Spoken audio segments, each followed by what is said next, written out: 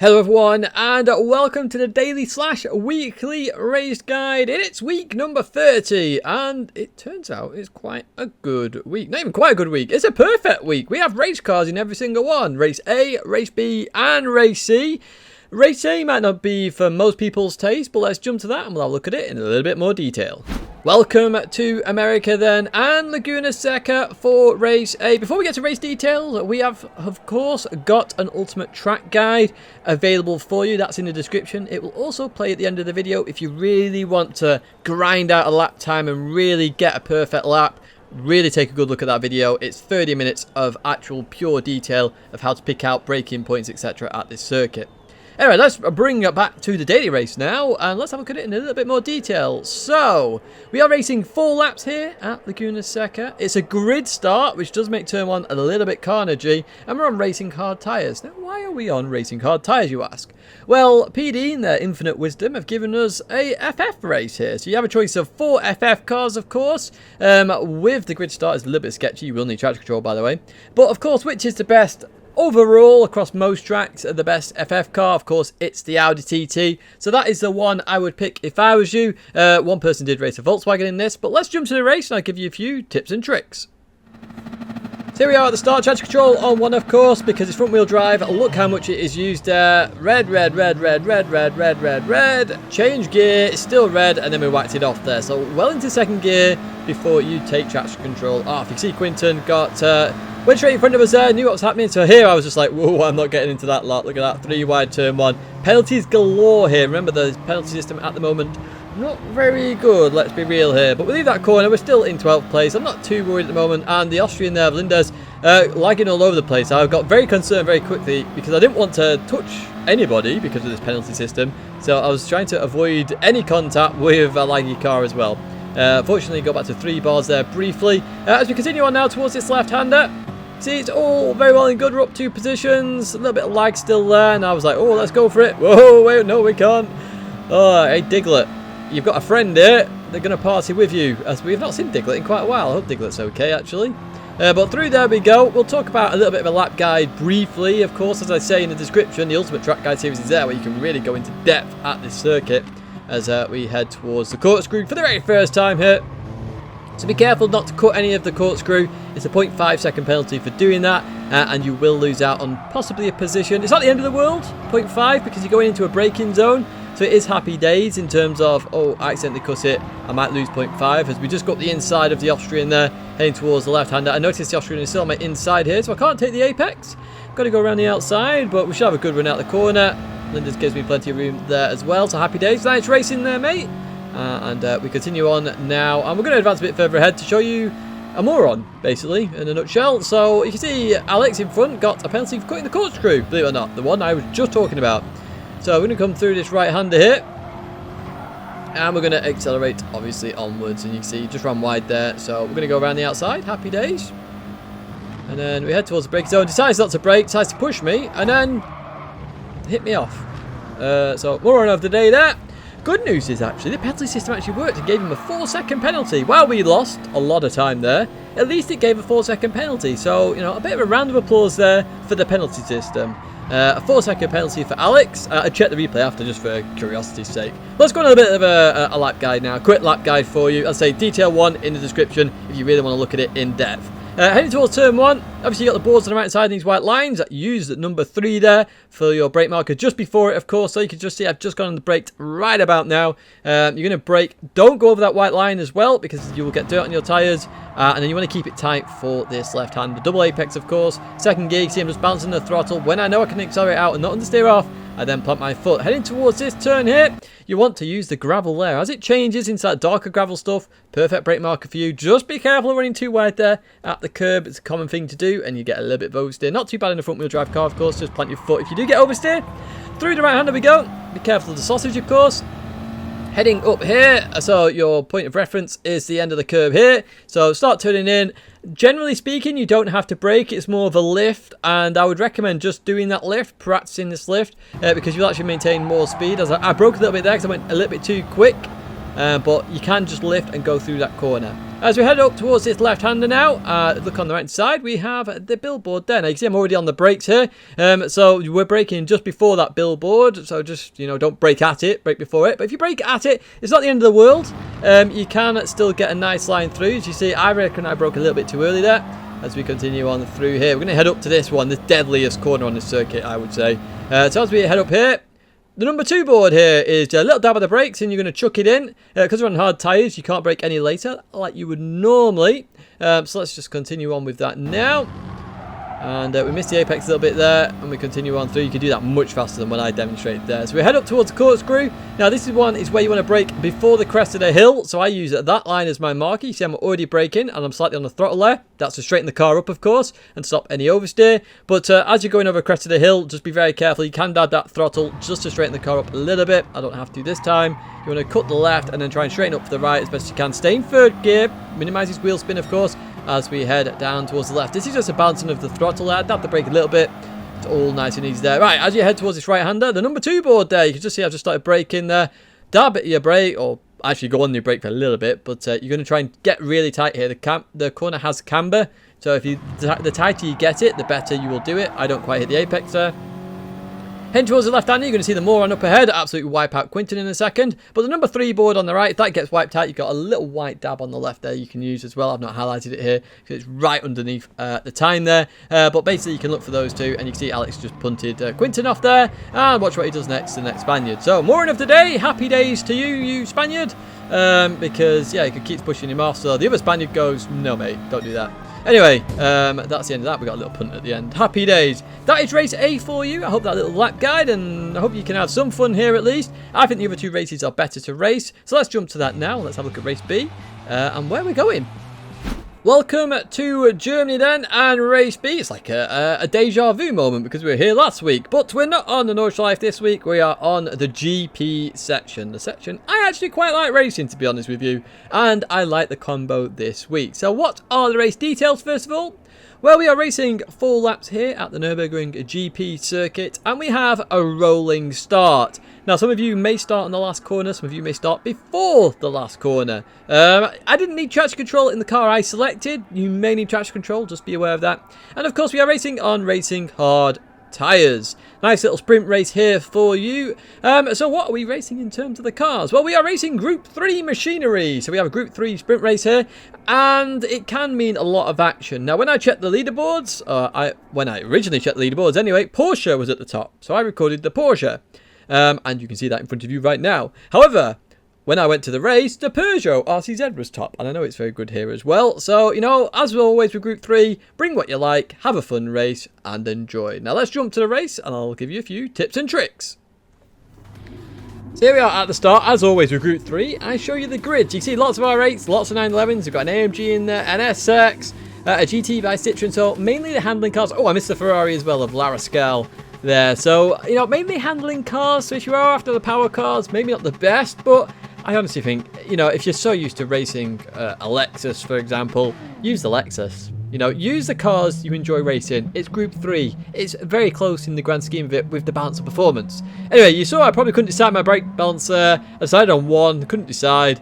But here we go. I'm not going to use traction control this time. Do use it if you feel that you're going to have a little bit of wheel spin initially. You see P12 started on the corner. P13 was very close there in Bazinga. We've got the Spaniard just in front of me there. And then myself. I decided I didn't need it really. Remember, tyre temps are not an issue in race B because there's no tyre wear. So what we're going to do, we're actually going to go through the guide first of all here. And we're actually doing it first and then we'll do the racing afterwards. So heading towards turn 1. Use that tree on the right hand side. It's a very helpful tree. I used to use the tarmac, but ever since I spotted that tree, I've used it ever since. It's a very helpful tree. The minute it disappears off screen, you slam on those brakes. There we go. Boom. Down to first gear for the Porsche. So through there we go. Next corner, all about balance. So, you know, just slowly edge in there. You know, balance the car. When you can straighten up and accelerate, go down towards this left-hander. Now, you see all these black marks there? I tried to get the best screenshot possible. Very hard when you're moving. When I just touch them is when I brake initially. And what you want to do is head towards the inside and really use the inside. The inside is very grippy. It will pull you around straight off the bat there. And then, again, a little bit of balancing of the car. Through there you go. You can run a little bit wide as the Spaniard does in front. And we head up here. So this is the end of Sector 1. We'll hit the Sector 2 now. So, brake marker there. Literally the start of the grass there, where Nurburgring D, which we don't have in the game for some reason. Yeah, that's your brake marker there. Dab the brakes. You see I'm braking just a bit early here, but you can see I'm trail braking there. So you can brake a little bit later, turn in. Somebody had a bit of an off there. This corner, all about balancing the car and judgment. So I can't really give you a brake reference there as we head now down towards this hairpin. Lots of brake markers down at this hairpin, to be honest with you.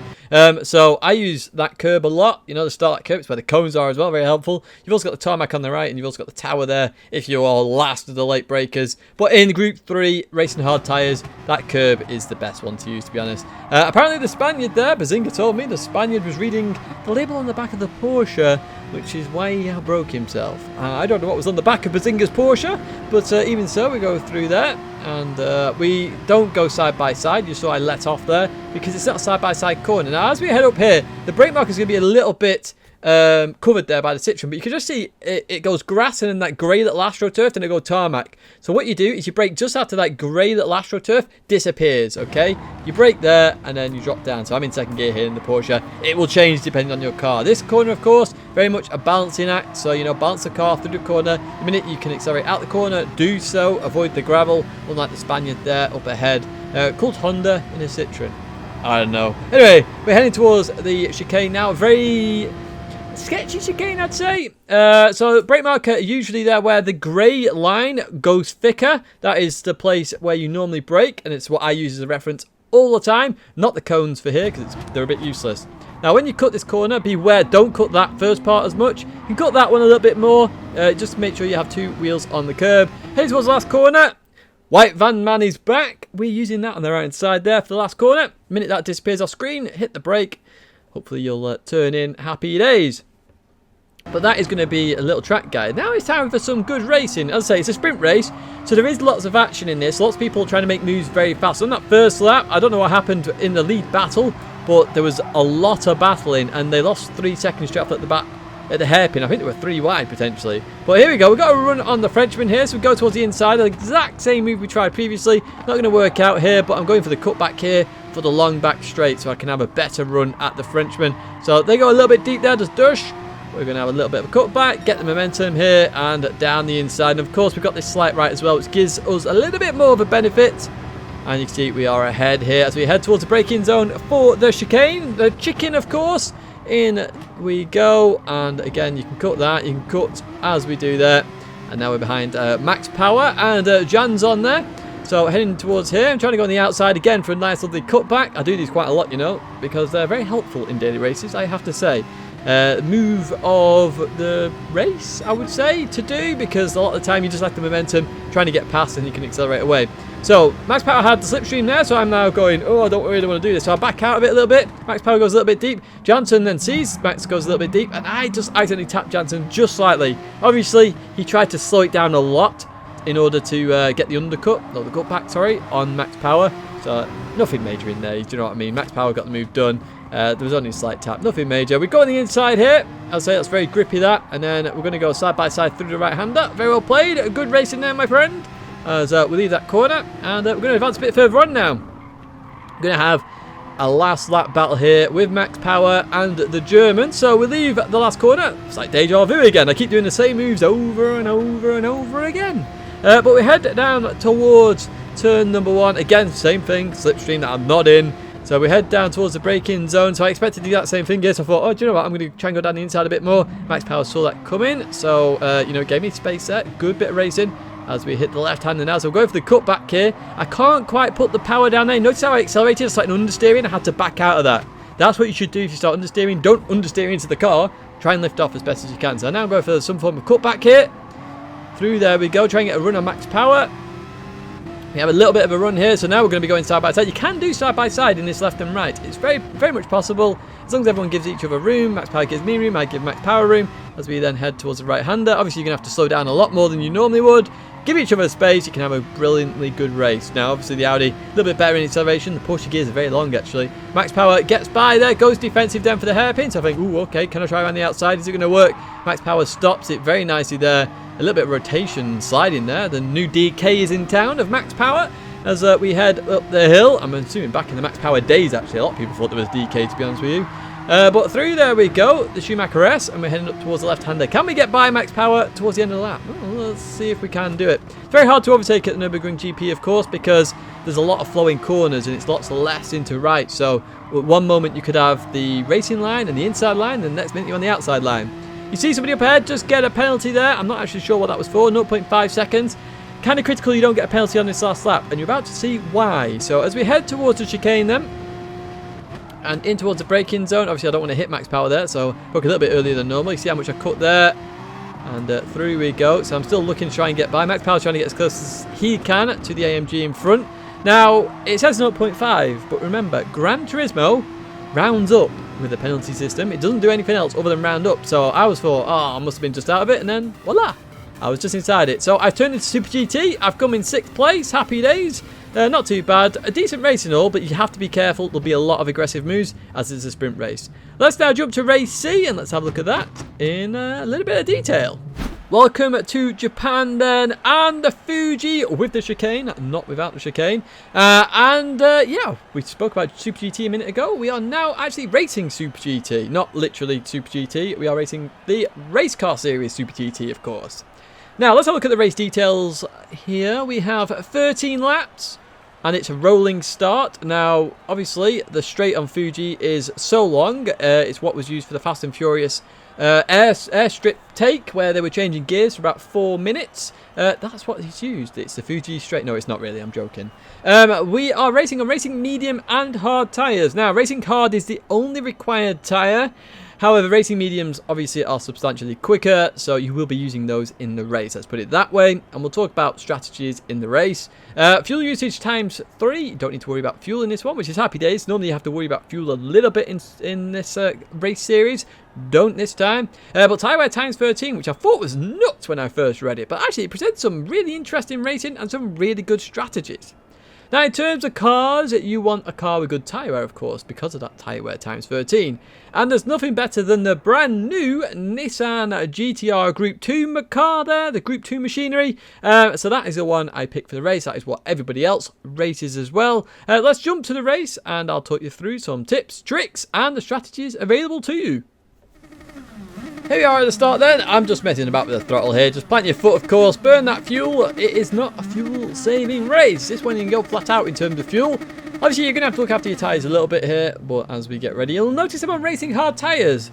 Why am I racing hard tyres, you ask, when I said it's racing mediums as well? Well, you can do one of two strategies here. You can do the one-stop, or you can do the two-stop. Now, the one-stop, of course, you're going to do 6 laps on mediums, 7 laps on hard. If you can push to 7 laps on mediums, you can try it, but you'll have to watch out for the hard undercut, basically, when some people come in on lap 6. Or you can do the two-stop, which is 1 lap on hards and then 6 and 6, which is nice and easy. And I decided to do that because I'm at the back of the field. And I would recommend, if you're near the back of the field, to do it as well. Because remember, we have a dodgy penalty system at the moment. And the problem with the dodgy penalty system is that if you're in a lot of action, like you see at the very start of most of the races, you're going to potentially get a penalty. So if you're at the back, try and get out the way of everybody. Try and do some form of undercut with the medium tyres. Then happy days. As you see, I have to really back out of it there with Swasatoro.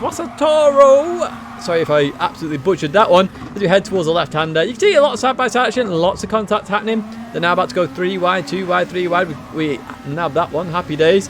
We're about to go on the inside of the pink machine of Monty Games, wearing my number 18 number as well. So happy days with that one. Pink and 18, you're winning at life. In towards the right-hander we go. Slight tap from the Spaniard there, nothing major. And I can see Fran as well is struggling in front of me already. And I see Fran will struggle, or you will see Fran struggle through the entirety of this section. Really struggling. So I know instantly they're on hard tyres because the grip is just not there for them. You do have to be careful on the hard tyre, of course, because the rear just wants to spin up. Not got as much grip as the medium tyre. As we head towards the last corner now. So I'm going to go for a little cut back here and try and get a big run off. But this is a good line to take. And you can see Fran got it all wrong there. I'm actually going to overtake Fran before the pits. Yes, we're going in the pits now. And this is good for us. We got past before the pits. Happy days. And you see a penalty further back. I hope that wasn't for hitting me either. In the chicane, because that would have been very bad. I don't know why that penalty was given, but there was a penalty there all the same. So into the pits we go.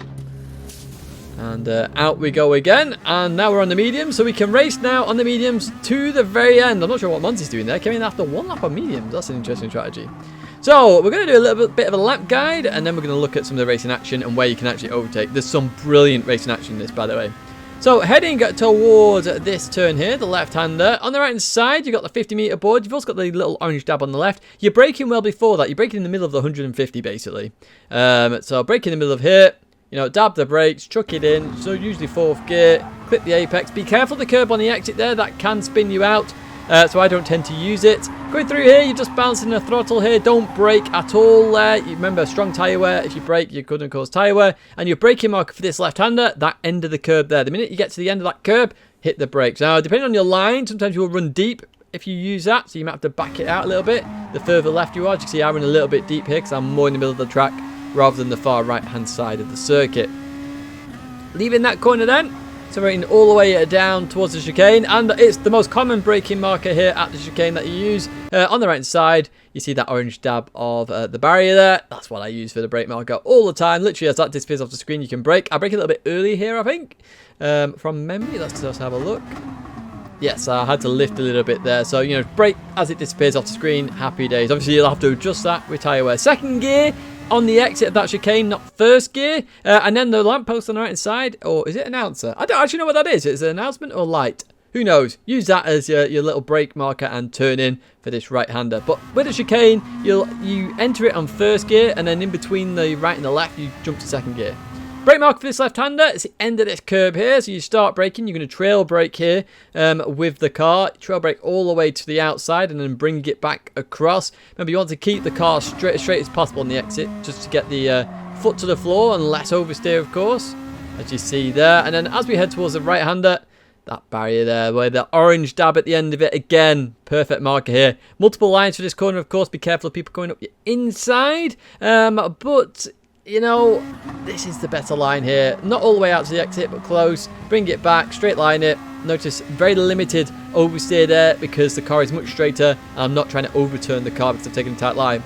There's the impact of penalties. We overtake one person, and we're about to catch the bigger man very, very fast. You can see that gap coming all the way down. Not sure how long or how big that penalty was, but it absolutely slaughtered the time he had on me there. So as we head towards turn 1, you see that line there where it straightens up for the pit exit? That's what I use basically as a marker. Just before that, I hit the brakes. You can actually brake on it as well, depending on whether you've got slipstream or not, dirty air or not, and all that good stuff.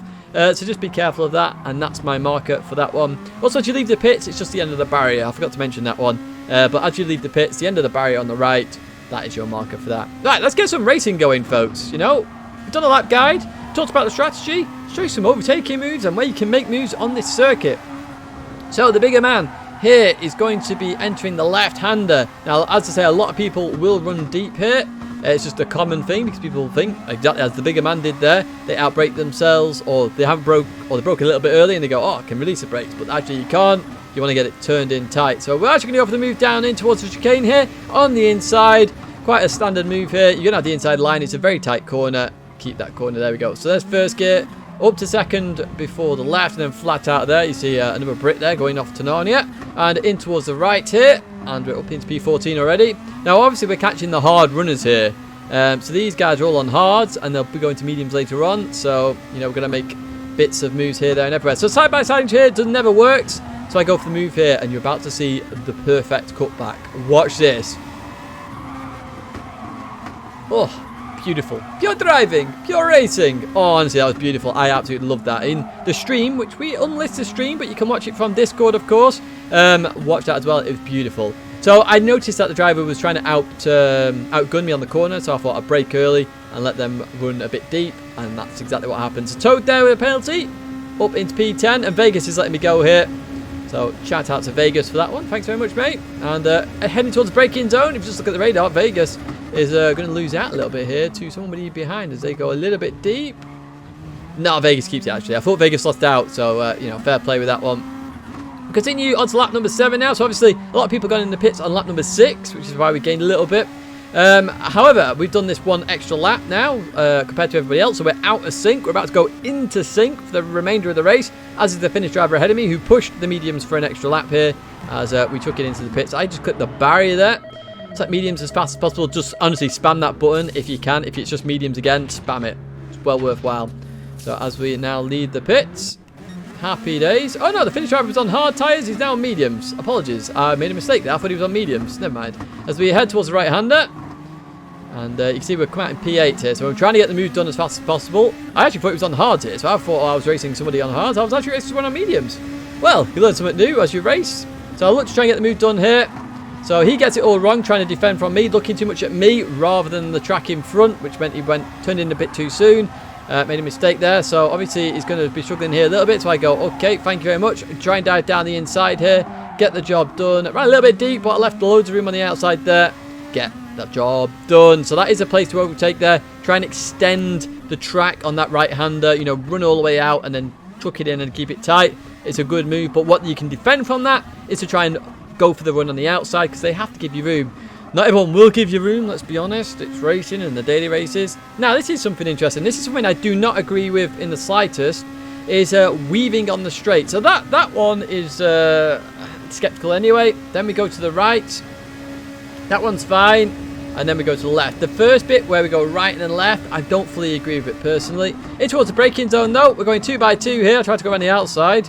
Everyone leaves everybody room a little bit. Slight tap there, just goes to lose it, and then sort of half lost it on the green stuff. It was a bit weird. I didn't consider that my fault personally, and I was stunned I didn't get a penalty, if I'm honest with you. I assume the game considered it already a crash, so left it like that. So you can see I'm on the outside of the German here.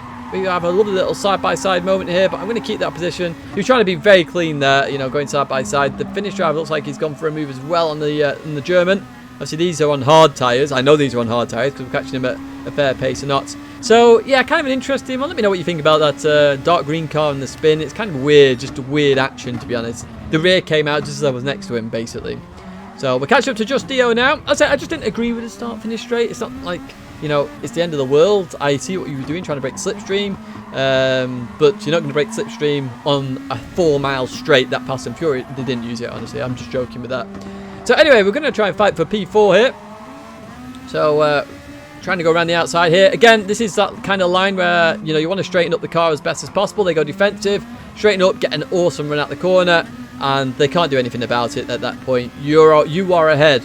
Now, the thing with this car and all the Group 2 cars is you are going to hit the limiter anyway, or could be very close to it, without slipstream. So I wasn't too worried here about Just Dio getting the slipstream.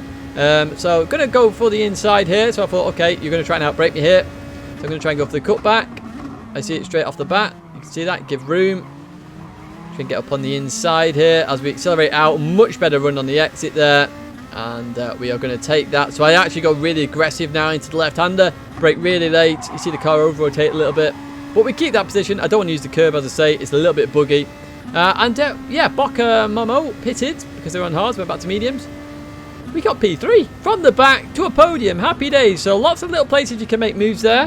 Lots of little strategies here. So a brilliant race C. In fact, all 3 races are absolutely fantastic. I really do hope you enjoyed the guide there. You know, stopping it for brake markers, etc. I hope you enjoyed the action as well. Giving you some tips of where you can overtake, where you can't overtake, what I'm doing, why I'm doing it, and all the strategies in between. The Laguna Seca detailed track guide is there, the Ultimate Track Guide series, if you really want to delve deep into that. Another video there if you want to watch a different race or whatever it might be showing. I don't know, YouTube picks. My logo's there if you want to subscribe. Like if you like it, dislike if you dislike it. Leave a comment if you've got an opinion. But that's going to be it for me now, folks. Thanks very much for watching. I will see you in another video or live stream very soon.